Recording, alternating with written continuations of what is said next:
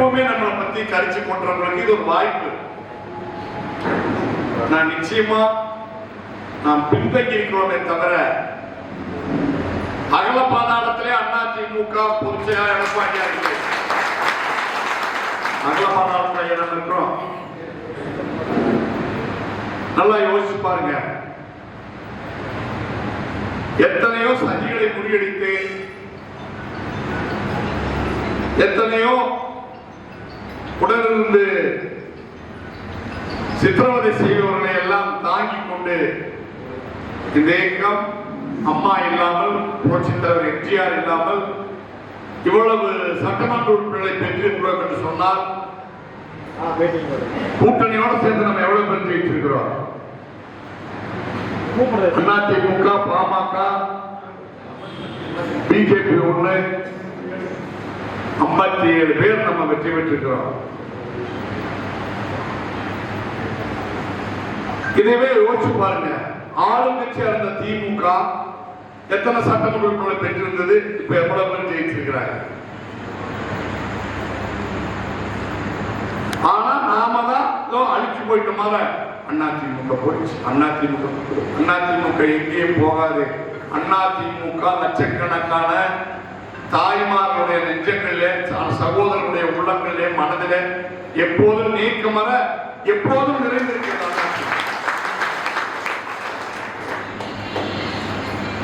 கொஞ்சம் சைக்கிட்டு அவ்வளவுதான். தயவு செய்து யாரும் கலங்காதீங்க. நிமிர்ந்து நிற்போம். நம்ம திமுக எடுத்து பேசணும். திமுக நம்மளை எடுத்து பேசிச்சு. இடையில இருக்கிறார்களே நம்ம மறந்துட்டோம். யாராவது அவன் பத்தி பேசணுமா? நித்யானந்தம் பேசுறீங்களா? இலக்கம் பேசுறீங்களா? யாராவது சண்முகம் பேசுறீங்களா? சம்பு நமக்கு ஒரு எதிரின்னு நம்ம நினைக்கவும் இல்லை, பேசவும் இல்லை. அதனால அவன் யோகி சிகாமணி ஆகி தப்பு இல்லையான்னு நினைச்சு ஜெயிச்சு வந்துட்டாங்க. சரி, ஜெயிச்சு வந்துட்டாங்கன்னா சட்டமன்ற ஆட்சி அமைப்பதற்கு எத்தனை உறுப்பினர் வேணும்? 118 பிளஸ் 1 119 பேர் வேணும். 118 குறைந்தபட்சம் வேணும். இப்ப 112 பேர் ஜெயிச்சிருக்காங்க அந்த கட்சியில. 107 பேர் ராஜினாமா பண்ணது 107 பேர் ஜெயிச்சிருக்காங்க. ஆனா சொல்வது என்னன்னா பெரும்பான்மையாக வெற்றி, அறுதி பெரும்பான்மையாக வெற்றி விட்டார். என்ன அறுதி பெரும்பான்மை? புரட்சி தலைவர் எம்ஜிஆர் 77ல எவ்வளவு சீட் வெற்றி வச்சார்? புரட்சி தலைவி அம்மா 91ல 2 இடம் தான் திமுக ஜெயிச்சது. அம்மா 232 இடங்கள்லயும் அம்மா வெற்றி பெற்றாங்க. 232 இடங்கள்ல. அதுக்கு பிறகு 96ல அம்மாவே தோத்து போயிட்டு உண்டா இல்லையா? 96ல அம்மாவே தோத்தாங்களா இல்லையா? இது எதுக்காக நான் சொல்றேன்னா, ஒரு அரசியல் கட்சினா வெற்றியும் இருக்கும், தோல்வியும் இருக்கும். வெற்றி பெற்றால் மட்டும்தான் கட்சி, தோத்துட்டா அந்த கட்சியை உருக்குலைஞ்சு போயிருமா? 96 நம்ம சந்திக்காத தோல்வியை விட ஒரு தோல்வி இனிமேல் இந்த இயக்கத்துக்கு உண்டா? 96ல அத்தகைய தோல்வியை நம்ம சந்திச்சோம். நானும் 96ல நின்ன பொள்ளாச்சி தொகுதியில எனக்கு கவுண்டிங்கு நான் 32 பேர்த்த கூட்டிட்டு உள்ள போனேன். கவுண்டிங் நடந்துட்டு இருக்கும் போதே பாதி பேர் அந்த பக்கம் போய் சேர்த்தேன். அப்பெல்லாம் இந்த மிஷின் ஓட்டு இல்ல, எந்த ஓட்டு மிஷின் ஓட்டு இல்ல. அப்போ காய்கறிலாம் ஓட்டு போடுறது. நான் பின்தங்கி கட்டு போட்டு ஓட்டு என்னவே இல்லை, கட்டு போட்டு இருக்கிறாங்க. பண்டல் போட்டு இருக்கும் போதே எனக்கு கவுண்டிங் வந்தவுடனே பாதி பேர் ஓடிட்டேன். அப்பேற்பட்ட தோல்வி 96ல. ஆனால் 98ல அன்பு சகோதரர்களே, இந்தியாவினுடைய பிரதமரையே தேர்ந்தெடுக்கிற கட்சியா அம்மா அதிமுக 2 வருஷம் உருவாக்கி காட்டினாங்க. அப்புறம் 2001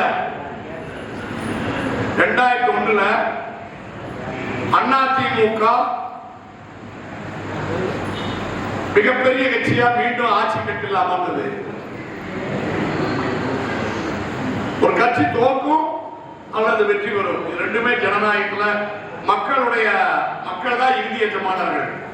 தோல்வி அடைவதனால் ஒரு கட்சி அழிந்துவிடும் என்பதோ அல்லது வரலாறு இல்லாமல் போய்விடும் என்பதோ காணாமல் போய்விடும் என்பதோ கணக்கிட்டு பார்ப்பது என்பது தவறான மனக்கணக்கு. நிச்சயமாக அதிமுக வரலாற்றில் புரட்சி தலைவர் எம்ஜிஆர் இருக்கும் பொழுது 1980 நாடாளுமன்ற தேர்தலில் 2 தொகுதி தான் வெற்றி பெற்றார் எம்ஜிஆர். ஒன்று கோபிச்செட்டிப்பாளையம், இன்னொன்று சிவகாசி. 38 தொகுதியில புரட்சி தலைவர் தோல்வி அடைந்தார். அவரோட அது வரைக்கும் மந்திரியா இருந்தவங்க நாஞ்சில் மனோகரன் உட்பட, சுப்புலட்சுமி ஜெகதீசன் உட்பட பாதிக்கு மேற்பட்ட மந்திரிக ஆட்சி கலைஞருக்கு முன்னாடியே ராஜினாமா பண்ண தயாராயிட்டாங்க. திமுக போட்டாங்க. இதெல்லாம் நீங்க யோசிக்கணும். அதுக்கு பிறகு புரட்சி தலைவர் எம்ஜிஆர் தமிழகம் முழுவதும் நான் என்ன தவறு செய்தேன் மக்களே, எனக்கு என்ன ஏன் இந்த தண்டனை கொடுத்தீங்க, ஒரே ஒரு ரவுண்டு தான் வந்தாரு. வரலாறு காணாத வெற்றியை புரட்சி தலைவர் எம்ஜிஆர் 80 3 மாதத்தில் திரும்ப பெற்றார். 3 மாதத்துக்கு முன்னாடி 40க்கு 38 தோக்குறாரு, 2 எண்ணத்துல ஜெயிக்கிறாரு.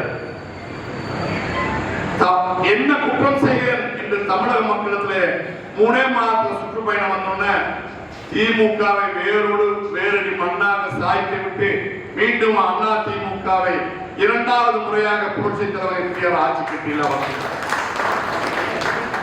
அதனால தோற்றதுனால கட்சி தோண்டு போயிடும், கட்சி உருகுலைஞ்சு போயிடும் அப்படிலாம் என்னாதீங்க. அப்பா இதுக்கு என்ன காரணம் சொல்றாங்கன்னா, அப்பா அம்மா இருந்தாங்க, அப்படி எம்ஜிஆர் இருந்தாரு. எம்ஜிஆர் இந்த பூந்தாப்பா தோத்துது, அம்மா இந்த பூந்தாப்பா தோத்துது. அதை தாண்டி அவங்க வெற்றி பெற்று வந்தாங்க. அதே போல நம்ம அண்ணன் எடப்பாடியாரும் வெற்றி பெற்று வருவார். சாதாரண கிராமத்து மனிதராக இருந்து கிளைக்கழக செயலாளராக புதுச்சாமி போல இருந்து படிப்படியா வளர்ந்து ஒன்றியத்துல பதவிக்கு வந்து மாவட்டத்துல பதவிக்கு வந்து தலைமை கழக செயலாளராகி பொதுச் செயலாளரானவர் யாரு? எடப்பாடி. அவருக்கு எல்லா சூட்சமும் தெரியும். இப்போ தோத்தப்போ எம்ஜிஆர் அம்மா இருந்தாங்க, ஜெயிக்க வச்சாங்க. ஏன் அண்ணன் எடப்பாடியார் 2021 யார் பேர் சொல்லி எல்லாம் ஜெயிச்சோம் சொல்லுங்க. இப்போ 57 பேர் வெற்றி பெற்றிருக்காங்க, யார் பேரை சொல்லி ஜெயிச்சோம்? அப்போ அதே இதுல மீண்டும் நாம் வருவோம், மீண்டு வருவோம், மீண்டும் வருவோம், மீண்டு வருவோம், மீண்டும் வருவோம். கலங்காதீர்கள். ஒன்னே ஒண்ணு மட்டும் நான் உறுதியா சொல்லிக்கிறேன்.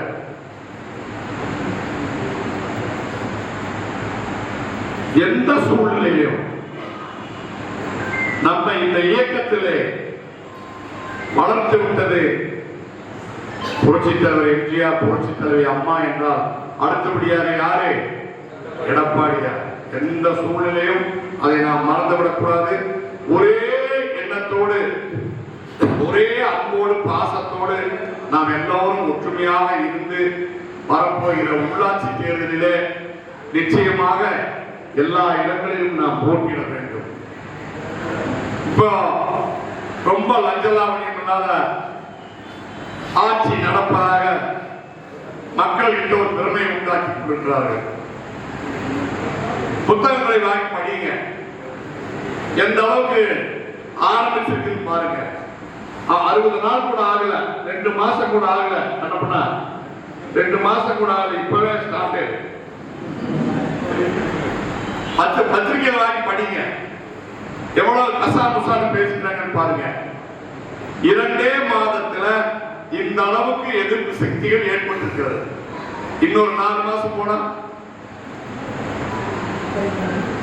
இருக்குமா இருக்காதா சொல்லுங்க. ஆகவே எக்காலத்தை கொண்டும் நம்முடைய கட்சி, நம்முடைய வீடு, நாம் செங்கல் எடுத்து வைத்து கட்டிய வீடு, நாம் உருவாக்கிய மாளிகை இந்த அதிமுக. நிச்சயமாக இந்த அதிமுகவை நாம் யாருக்காகவும் விட்டுக் கொடுக்க கூடாது என்பதை மனதில்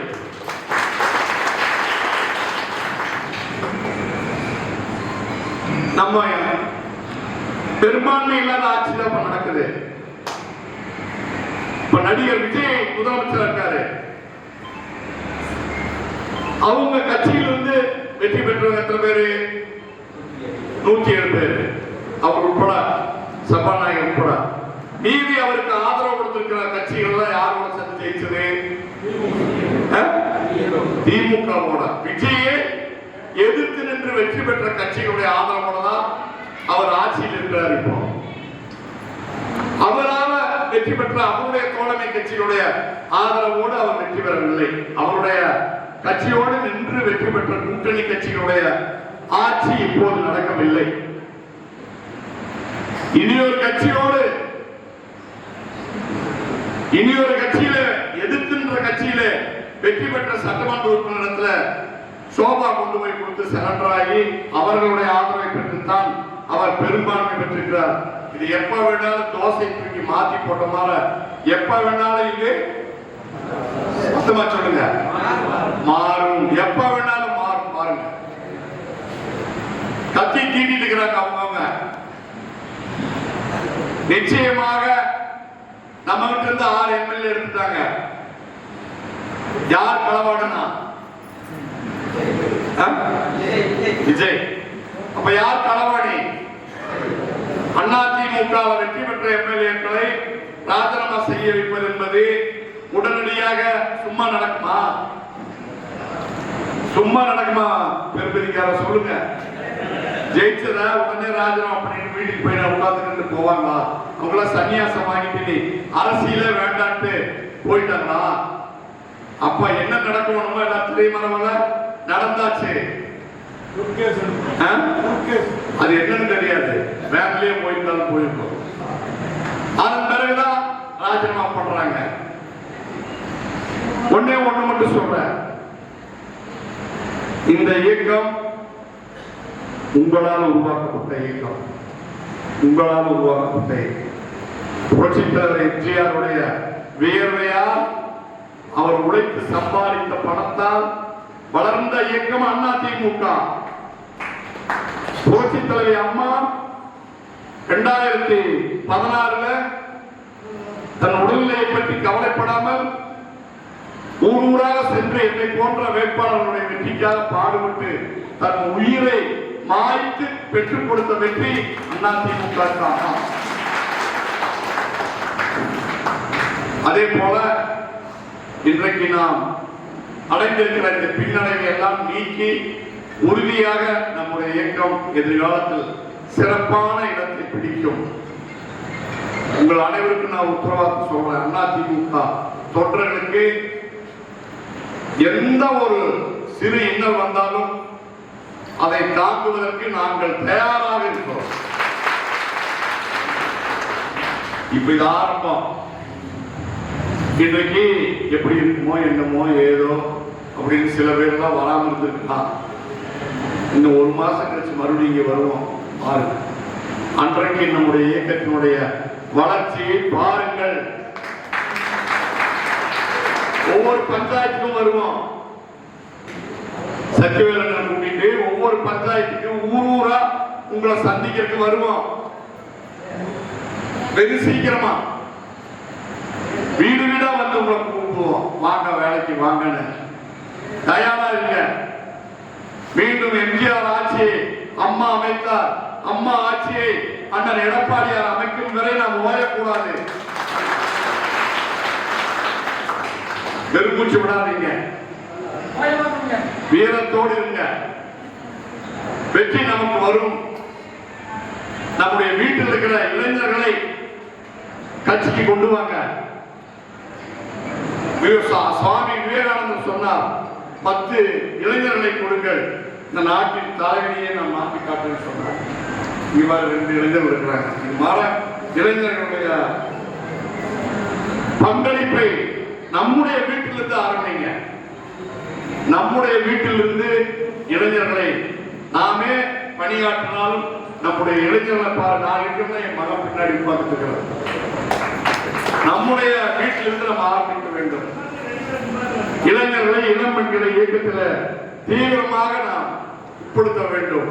நிச்சயமாக திமுக என்கிற தீய சக்தி, தீண்டத்தகாத சக்தியையும் எதிர்ப்போம். நம்மை தீர்ந்து போன கட்சி என்று சொல்கிறானே, நம்மளை தீர்ந்து போன சக்தி என்று சொல்கிறாரு. அவருக்கு வெகு சீக்கிரம் சரியான பாடத்தை யார் தீர்ந்து போறாங்க பாருங்க. அண்ணா திமுக தமிழகத்தை அதிக நாள் ஆண்ட கட்சி. அண்ணா திமுக தமிழக மக்களுக்கு அற்புதமான திட்டங்களை கொண்டு வந்த கட்சி. ஒரே ஒரு தகவல் மட்டும் நான் சொல்ல கடமைப்பட்டிருக்கிறேன். புரட்சி தலைவர் எம்ஜிஆர் செயின்ட் ஜார்ஜ் கோட்டைக்கு போறதுக்காக ராமாபுரம் தோட்டத்திலிருந்து காலையில நேரம் புறப்படுவதற்கு கார் ஏற போறார். திருவள்ளூர் மாவட்டத்திலிருந்து ஒரு கிராமத்திலிருந்து ஏழை எளிய தாழ்த்தப்பட்ட மக்கள் ஓடி வந்து அவருடைய காலை கொடுத்துட்டு அழுகிறாங்க. ஒருத்தர் சட்டையை கட்டி காட்டுறார். ஐயா, சட்டையை என்ற முதுகு பாருங்கன்னு பாக்குறார். முதுகு பார்த்தா முதுகுல தடியால் அடிச்சு பெரிய பெரிய பாலமா காயம். என்னப்பா நடந்ததுன்னு கேட்கிறார். இந்த தாழ்த்தப்பட்ட மக்களை பார்த்து புரட்சி தலைவர் எம்ஜிஆர் இந்த தாய்மார்களை பார்த்து அவங்க சொல்றாங்க, எங்க ஊர்ல தொடர்ந்து 15 நாளா மழை, எங்க வீடு வாசல் தான் ஒழுகுது, எங்களுக்கு ஏதாவது உதவி அரசாங்கத்திலிருந்து வாங்கி கொடுக்கணும்னு கிராம மணியார்கிட்ட கேட்க போனோம். அந்த மணியார் எப்படா நீ வீட்டு வாசலுக்கு வரலாம்னு சொல்லி வாசலை கால் வச்சதுக்காக தாழ்த்தப்பட்ட மக்களை தன்னுடைய அடியாட்களை விட்டு தாக்கினாங்கன்னு சொல்லி அழுத உடனே புரட்சி தலைவர் எம்ஜிஆர் ரொம்ப மனவேதனை கட்டு விட்டார். நேரா செயின்ட் ஜார்ஜ் கோட்டைக்கு போகிறார். தலைமைச் செயலாளரை அழைக்கிறார், வருவாய்த்துறை செயலாளரை அழைக்கிறார், முக்கியமான அரசு அதிகாரிகள் அழைக்கிறாங்க. என்ன செய்கிறீங்களோ ஏது செய்கிறீங்களோ இன்றைக்கு மாலைக்குள் பரம்பரையாக இருக்கிற இந்த கிராமம் அணியக்காரர்களை வீட்டுக்கு அனுப்ப வேண்டும். அனைத்து ஜாதியை சேர்ந்தவர்களையும் தாழ்த்தப்பட்ட மக்கள் உட்பட அனைவருக்கும் கிராம நிர்வாக அலுவலர் நியமிக்க வேண்டும் என்று புரட்சி தலைவர் எம்ஜிஆர் கட்டளையிடுகிறார். அப்ப அதிகாரிகள் சொல்றாங்க, அவங்க எல்லாம் கோர்ட்டுக்கு போயிடுவாங்க.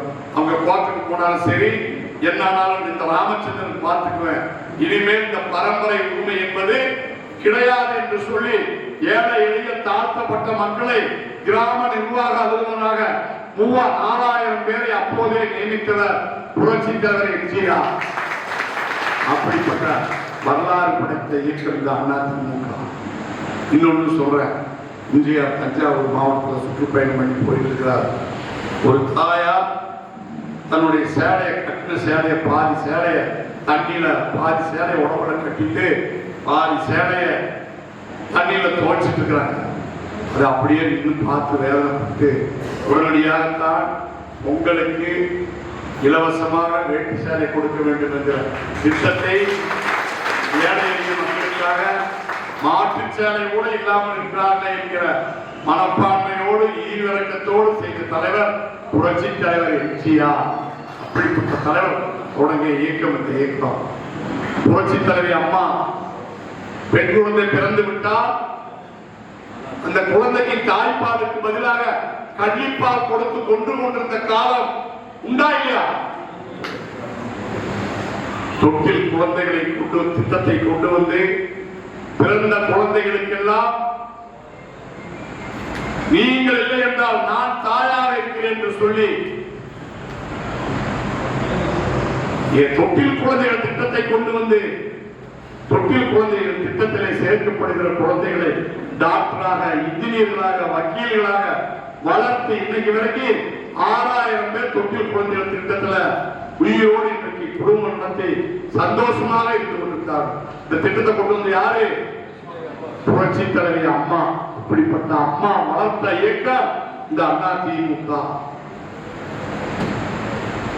பல்வேறு சோதனைகளை தமிழக மக்களை கட்டி காட்ட தலைவி புரட்சி தலைவி அம்மா.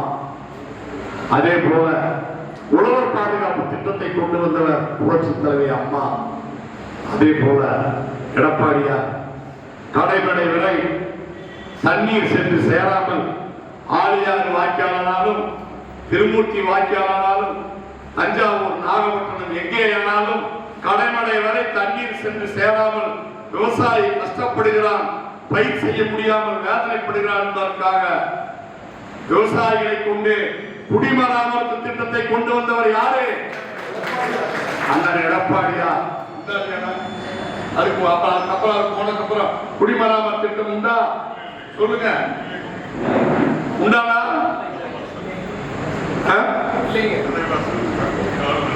அதே போல நமக்கு நாமே திட்டம். அதே போல நீட் தேர்வு ஒழிக்கிற அந்த ரகசியம் அப்பனுக்கு தான் தெரியும். மகன் சொல்ல மகன் அப்பனும் சேர்ந்து தமிழ்நாடு ஊரா போய் மூட்டைகளை அவுத்து விட்டு ஆட்சிக்கு வந்தாங்க. 2001 இருந்து 6 வரைக்கும் இருந்தாங்க. நீட் தேர்வு ஒழிக்கல. காவிரி ஆற்றை நீந்தி சென்று அரசு பள்ளியிலே படித்த விவசாயி மகன் அண்ணன் எடப்பாடியார் சிந்தித்து ஒரு முடிவெடுத்தார். அரசு பள்ளியிலே படிக்கிற மாணவ மாணவிகளுக்கு 7.5% ஆற்றல் படிப்பு. அந்த 7.5% இடஒதுக்கீட்டில அன்னைக்கு 500 பேர் டாக்டர் ஆனாங்க. வருஷம் படிப்பு செலவு, ஆடை செலவு, ஹாஸ்டல் பீஸ் அனைத்தும் யாருக்கு?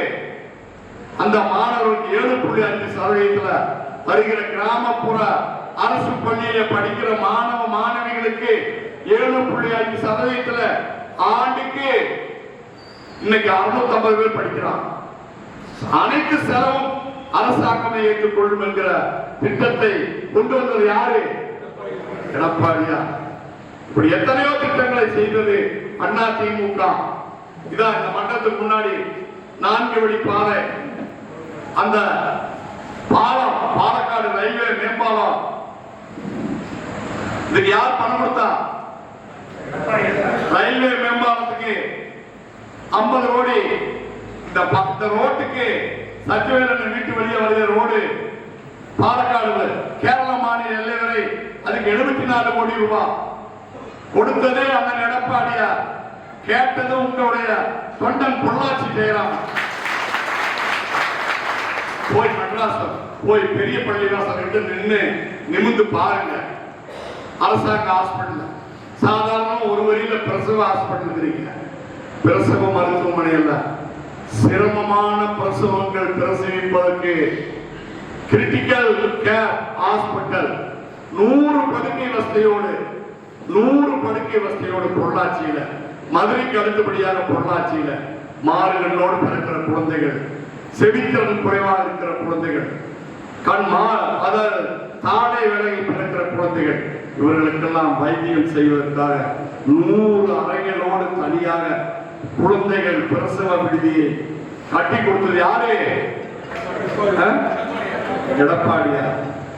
அதுக்கப்புறம் பக்கத்திலேயே 5 மாடியில் ஒரு கட்டணம் நிக்குது. இந்நேரம் எடப்பாடியார் முதலமைச்சர் ஆயிருந்தாரு 9 மாடி ஆயிருக்கும். மருத்துவக் கல்லூரியாகவே மாறி இருக்கும். அதை கட்டி கொடுத்த யாரு? திமுக ஆட்சியில் 5 வருடத்துல ஏதாவது ஒரு சின்ன முன்னேற்றம் உண்டா? நித்யானந்தி சொல்லுங்க, ஏதாவது ஒரு சிறு முன்னேற்றம் உண்டா? ஆனா இத்தனை இன்னும் நான் சொல்லுவேன், வெளியே சொல்லுவேன். கல்லூரி நாங்க எந்த கல்லூரியும் யாரும் கொண்டு வரல. கொண்டு வந்த தனியார் கல்லூரி எல்லாம் படுத்து போகும்னு.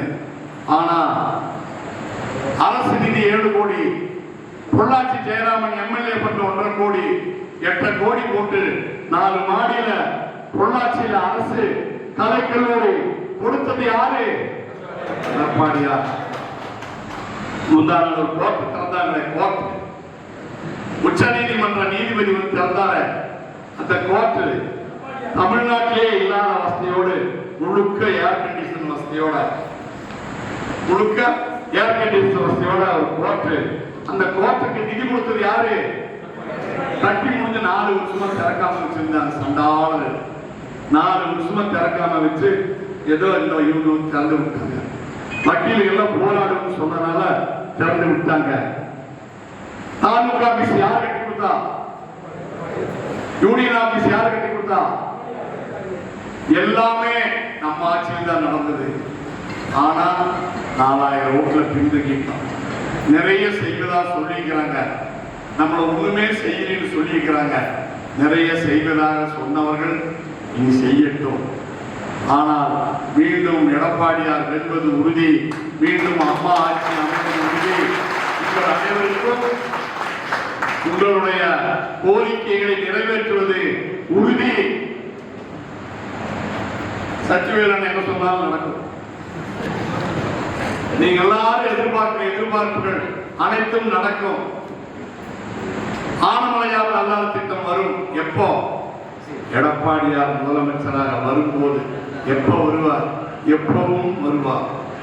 எந்த நேரமும் அந்த சூழ்நிலை அமையும். இன்றைக்கு இருக்கிற இந்த மாயாஜால ஆட்சி, செல்போன்ல ஏமாற்றி ஆட்சிக்கு வந்தவங்க வெகு சீக்கிரம் தடி எடுத்தவன் அவனவன் செய்த வினை அவனவனை சுட்டரிக்கும். எனவே உற்சாகமாக இருங்கள். விரைவில் அம்மா ஆட்சி எடப்பாடியார் தலைமையில் அமையும். தமிழக மக்களுக்கு நல்லாட்சி தருவோம். கழக மன்றங்களுக்கு சிறு துன்பம் வந்தாலும் அதை தாங்குகிற சக்தியாக நாம் அனைவரும் ஒற்றுமையாக இருப்போம் என்பதனை சொல்லி தந்த வாய்ப்புக்கு இந்த சிறப்பான ஏற்பாட்டை செய்த அண்ணன் குறுகிய காலத்தில் ஏற்பாடு செய்த அண்ணன் சச்சிவேலன் அவர்களுக்கும், நம்முடைய மேடையில் இருக்கிற அனைத்து கண்ணப்பன் உட்பட, கிரியவன் உட்பட, கேபிஎஸ் உட்பட, ராஜ் உட்பட, முரளை உட்பட, நம்ம அண்ணன் ரத்தனகுமார் உட்பட, ஆட்சிபட்டி இருமலசாமி உட்பட நம்முடைய